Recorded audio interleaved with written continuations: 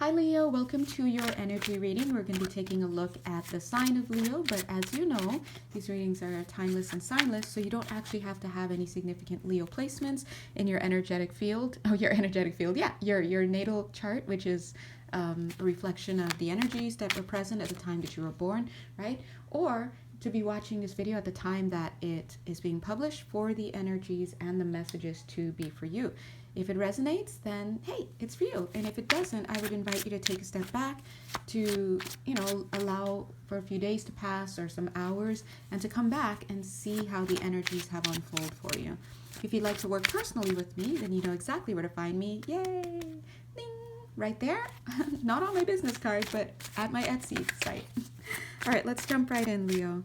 So lots of things have been happening. The first thing that I'm getting right now is literally a mummy card. It looks like a well, there's no card here, but I'm just seeing it. It looks like a mummy, and it's, kind of mummy where you're wrapped in all bandages and such. So I'm going to take a look into the field at 1 minute 11 seconds to see what these bandages are all about, why you're appearing like a mummy to me. Is it because you're going through a process or a phase of some sort and you're in recovery? Is it because you've been gagged in certain areas of your life? Is it because you are immobile? Looking at the bindings, because they're bindings, right? Looking at them energetically to see how loose they are, because if it's too tight, then you can't move, and if it's too loose, then well, I guess you can move. I don't know. I mean, right? So let's see. And of course, it's the realm of a personal reading to really get that detail for you in particular. This is a collective reading, so we're just going to do our best. I do want to point out that I have this cute eye-shaped crystal here, and of course, you know me, can't remember which crystal it is. Of course, it's not written on here. I know some of you are like shouting at the screen. It's like blah blah blah, but it's kind of not important at this time. But what I do want to point out is that it's looking like a clear eye to me. Oh yay, that's so good, clear eye. I'm so happy. Okay, I'm so happy because, as you know, we've been going through a lot of discernment training. Discernment is going to include, and here we go again, Exhibit A, ding! Discernment is going to necessarily include a discussion of your divine mind, which is the third eye chakra here, as it's been coming through for us, because you need to be able to see more than just your physical in order to get a bigger picture of what's going on. You know that. And that process simply starts by doing your inner work. I recommend shadow work and energy healing, of course, but anywhere you start is fine, whatever method you start with, as long as you are allowing yourself to go inside and to look at the things about yourself that make you afraid, that make you angry, that basically elicit a fear-based response in you. All of those things I just talked about are fear-based responses, right? So the point is, once you season your eye, so to speak, 3 minutes, 33 seconds, it's interesting the way they said it that way. Someone eating, cool. If you season your eye that way, you're going to be able to see further. Oh, wow, okay. Interesting. Okay, interesting. But that was a lot, but I just saw. Well, there it is. That's once we start this camera, it's just what it's going to be. Because the minute I said season your eye, I just saw beyond, and it's almost like, whoa, some of what I saw I wasn't really happy with. I wasn't, gave me the heebie-jeebies, and some didn't, and then it created more questions for me in that split second. And so the lesson here that they're trying to say is, as we've said on this channel before, be mindful what it is that you ask for. Be mindful. Don't just say, I'm just going to go out into some jungle and just drink ayahuasca and just smoke all this and do all these mushrooms, and because I want to see, like, for some people, it is part of their soul's experience and their soul's growth and part of their chapter to engage in that, right? But not always is that for everybody. 4 minutes, 44 seconds who does that. In fact, there are people who end up having to go through recovery related to that, neurologically speaking, energetically speaking, all of these things. There are also, it also doesn't mean just go and work with anybody to just open your eyes so now you're flooded with things, or to just do a random meditation that says open your pineal, or just decide on YouTube, wow, there's so many pineal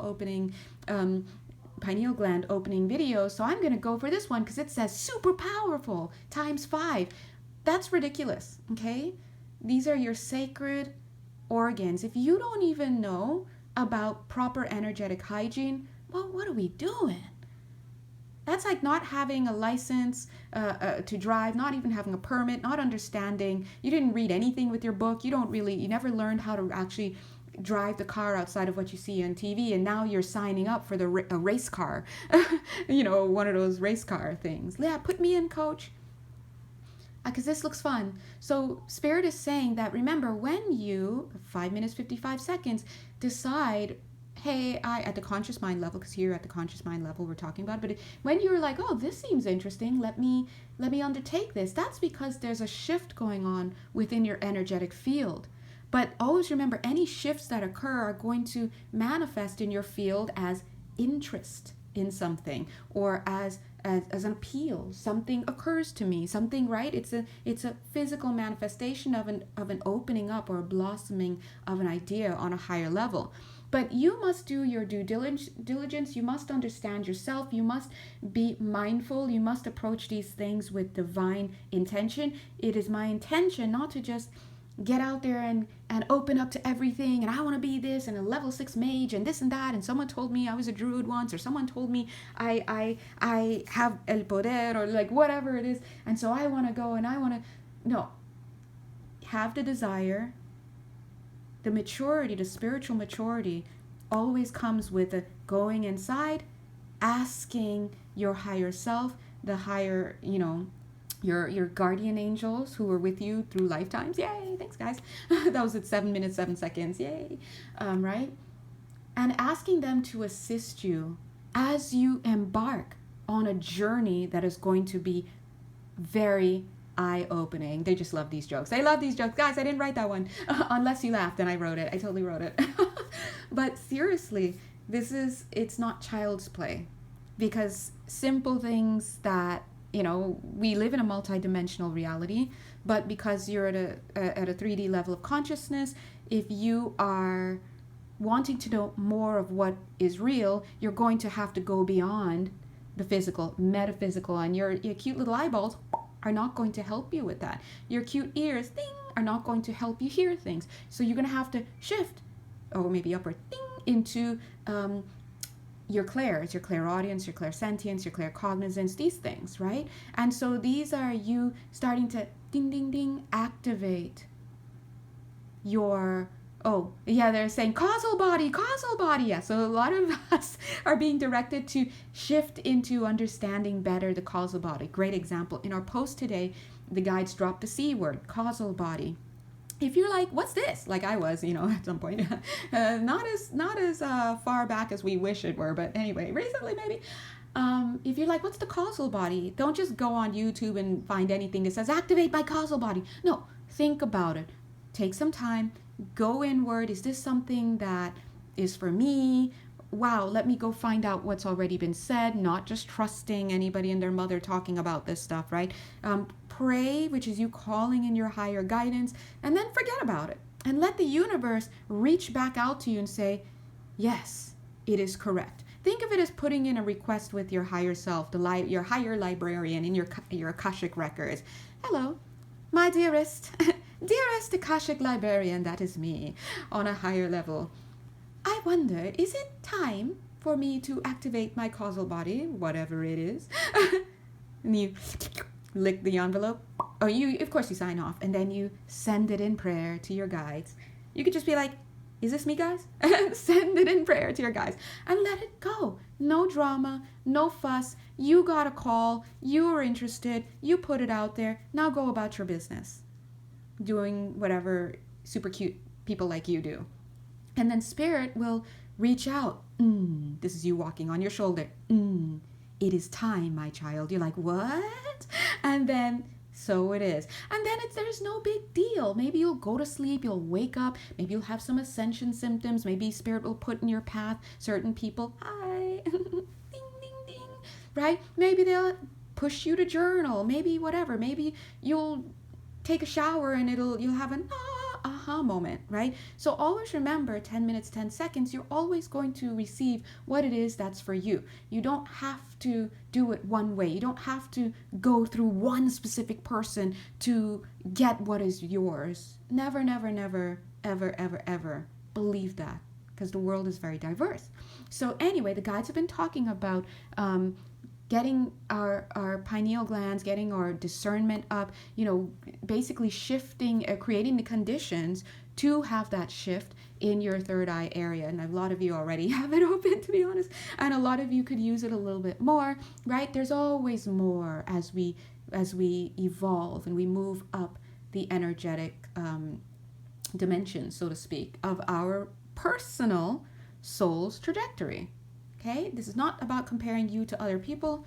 That's ridiculously futile, because you'd have to then pull out both people's soul curriculum this lifetime. Then we'd have to at 11 minutes and 11 seconds go into talking with their guides and this and that, and then looking at their past lifetimes and looking at the lesson. It's too much. How can you compare? 11 minutes, 22 seconds. So here we are on Earth, total example of our human limitation, comparing ourselves, some people ending their lives, others living their lives out without meeting any joy and fulfillment because of this comparison. But everybody's eyes is closed, and we're conditioned to keep it that way, to keep the system intact. 11 minutes, 44 seconds. What system? The system that keeps you out of your sovereignty. But again, as I think Peter Parker's uncle said, I don't know, with great power comes great responsibility. Forgive me if Peter Parker's uncle took that from somewhere else. I don't know. So just because you're a sovereign being does not mean that you're using yourself wisely. If you can't even remember who you are, what are we doing? And that's why 12 minutes, 12 seconds, we always come back to saying, get clear. Get your energy work done. And this is not about making money, about anything, right? You don't have to come to me. You don't even have to go to anyone else. If your guides want to really get in there, they will get in there through your sleep, through the shower, on the toilet, if need be. I don't know. What are they doing these days, right? But they often do send you to people who, obviously, they train to do this, because a lot of people are trained to do this. They have the anointings. And what does the anointings mean? I'm not talking about being somewhere in some building somewhere here and that person attuning. No, we're talking about the energy field. You'll get stuck in an envelope. No, you'll get stuck in an elevator for 2 hours with 3 other people. No one talks to each other. Everyone's just like on their phones, whatever. And then boom, the elevator's done and everyone goes their separate ways. You didn't know, but that 12-year-old kid who's just sitting there like trying to study or just sleeping, who doesn't even remember who he is, his energy field is working on yours because you don't know. 13 minutes, 13 seconds, but that is a spiritual master. You had an agreement to come together to have this energetic work done. No one knows. You get stuck in an envelope. Why did I keep saying that? In an envelope. Somebody in an envelope is here for you. I don't know what it is. You get stuck in an elevator. You go home. You're super sleepy that night. You don't know why. So always remember, get your energy field clear. They also talked about and practice proper energetic health hygiene. So, clearing your energy field routinely so that you can have that clear mindset. So you can see better. But the divine heart is another one the guides have been saying you have to work on as well. Why? Because you have to have the discernment. Just because you can see doesn't mean you're seeing love. It doesn't mean you're seeing clearly. And if you can't see clearly from a higher perspective, you're going to make moves in the non-physical. You're going to take actions, but they may not be based on your flow of love in your body. They may be based on your unmet wounds. So here you are making actions in the world. Spirit's just looking and taking notes because 2 people did the same thing, but they're weighed differently because the heart that motivated the action, one is not in the optimal place, whereas the other is. So it behooves you to get into proper care by taking care of your mind, taking care of your heart. And I'm talking not only the physical organs, but these energetic organs as well. We're going to be moving into, a lot of you, doing work at the causal level. So go ahead and take a look. We need cards. Find out what the causal chakra is all about and do your due diligence and take it from there. Pray to your angels. Mwah. God bless you. Bye.